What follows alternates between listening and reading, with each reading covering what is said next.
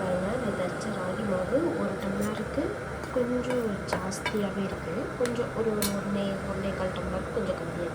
இப்போ இந்த 1.25 டம்ளர் இந்த டம்ளரில் அளவு வச்சு தான் நான் தண்ணி ஊற்ற போகிறேன்.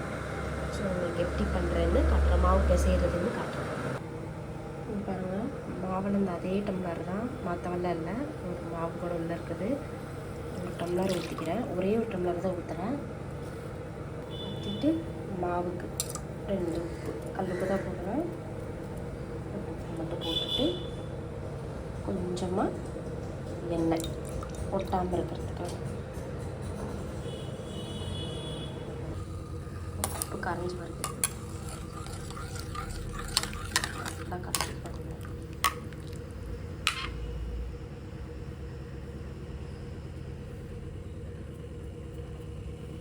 இதில் கொஞ்சம் கொஞ்சமாக போட்டு மாவு போட்டு கிளறிட்டு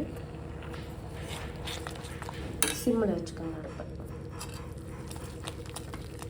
பார்க்குறதுக்கு தனியாக தான் இருக்கும், போட போட சரியாக எல்லா மாவையும் ஒட்டுக்காவே கொட்டிடலாம். ஏன்னா அதனால் நம்ம மறுபடியும் புளி தான் மறுபடியும் வேக வைக்க தான் பண்ணோம். அதனால் ஒரு டம்ளர் தான் ஊற்றினேன், ஆனால் மாவு வந்து ஒரு டம்ளருக்கு ஜாஸ்தியாகவே இருந்துச்சு. எண்ணெய் ஊற்றிருக்கேன், நீங்கள் நெய் கூட ஊற்றலாம். நான் நெய் ஊற்றலை, நெய் இருக்குது ஆனால் நெய் ஊற்றலை. ஏன்னா அது நெய் வந்துட்டு எனக்கு இது அந்த பசண்டை கம்மியாக இருக்கிற மாதிரி இருக்கும். அதனால தான் நெய் ஊற்றலை. ஆனால் அந்த வேக வைக்கும்போது தட்டில் வந்துட்டு நெய் தடவி தான் வேக வைப்பேன். இப்போ இது வந்து என்னால் ஒரு கையில் ஃபோனை பிடிச்சிட்டு பண்ண முடியல. நான் என்ன பண்ணுறேன்னா இடுக்கி வச்சு இதை ஃபுல்லாக மாவை திரட்டி எடுத்துகிட்டு நான் உங்களுக்கு கூப்பிட்றேன்.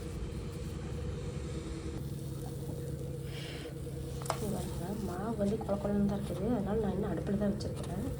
ஏன்னா ஒரு வேளை அடுப்பில் வச்சா தண்ணி இன்னும் சுண்டு வேணுமோ, நம்மளுக்கு வந்து கெட்டியாக வேணும் மாவு, கரெக்டுங்களா? அதனால நான் அடுப்பில் வச்சுருக்கிறேன். பார்க்கலாம், இன்னும் கொஞ்சம் நேரம் போனதுக்கப்புறம் எப்படி இருக்குதுன்னு பார்க்கலாம். நானே ஃபஸ்ட் டைம் பண்ணுறேன், எப்படி வருதுன்னு பார்க்கலாம்.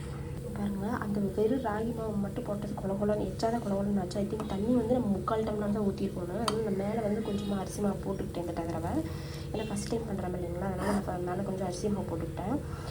ஒரு கை போட்டிருப்பேன் என் கையில் போட்டு இதை இந்த அளவுக்கு நான் கொண்டு வந்துட்டேன். ஆனால் அடுத்த டைம் நான் மறுபடியும் பண்ணுவேன். இப்போ ஏன்னா ஃபுல்லாக ராகி மாவுலேயே நான் சப்பாத்தியே பண்ணியிருக்கேன். வெறும் ராகி மாவு வச்சு சப்பாத்தி நான் பண்ணியிருக்கிறேன்.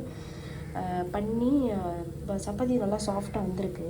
ஆனால் நெக்ஸ்ட் டைம் நான் பண்ணுவேன், கண்டிப்பாக பண்ணுறேன். நான் அடுத்த டைம் பண்ணும்போது வெறும் 3/4 டம்ளர், 1 டம்ளர் மாவுனா 3/4 டம்ளர் தண்ணி ஊற்றி மாவு வந்து பிணைஞ்சு பார்க்கலாம். இப்போ இந்த மாவுமே பாருங்கள் குழகுலன்னு தான் இருக்குது. தெரியல, கொஞ்சம் சூடு ஆறினா தான் தெரியும். அதனால அடுப்பை ஆஃப் பண்ணிவிட்டு கொஞ்சம் நேரம் மூடி வச்சிடலாம். மூடி வச்சுட்டு எப்படி கொஞ்சம் நல்லா இஞ்சும் போது இன்னும் கொஞ்சம் கெட்டியாகும். இஞ்சினதுக்கப்புறம் கொஞ்சம் தொட்டால் ஒட்டுனாலும் பரவாயில்ல, புளிஞ்சிட்டு நம்ம வேக வச்சு எடுத்து ஆற வச்சிட்டோம்னா நல்லா இது வரும்னு போட்டிருக்குது.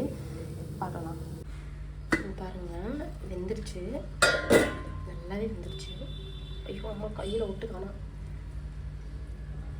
எடுத்துக்கலாம், எடுத்து ஆற வச்சு பார்க்கலாம். பாருங்கள், ஒன்று எடுத்து பார்த்தேன், இது இங்கே வச்சாதையே, இதுதான் நினைக்கிறேன். இது சரி எடுத்து பார்த்தேன், இப்படிதான் இருக்குது. ஆனால் உள்ளே வந்துட்டு மாவு ஆறுனா தான் தெரியும் நினைக்கிறேன். எனக்கு இப்படியே ரிசல்ட் வந்திருக்கு. அடுத்த டைம் நான் மறுபடியும் பண்ணி பார்ப்பேன் கண்டிப்பாக. ஏன்னா குழந்தைங்களுக்கு கொடுத்தா நல்லா சாப்பிடுவாங்க, விரும்பி இடியாப்பம் நான்வெஜ் மாதிரி இருக்கிறதுனால. அதனால் கண்டிப்பாக நான் அடுத்த டைம் ட்ரை பண்ணுவேன். ட்ரை பண்ணிவிட்டு நான் உங்களுக்கு எப்படி வருதுன்னு அடுத்த வீடியோவும் நான் உங்களுக்கு அப்லோட் பண்ணுறேன். தேங்க்யூ, பாய்.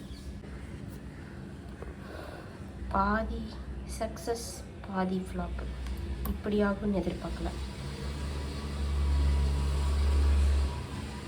விட மாட்டோம், முயற்சியை கைவிடக்கூடாது. நம்ம மறுபடியும் ஸ்டார்ட் பண்ணுறோம், மறுபடியும் ட்ரை பண்ணுறோம்.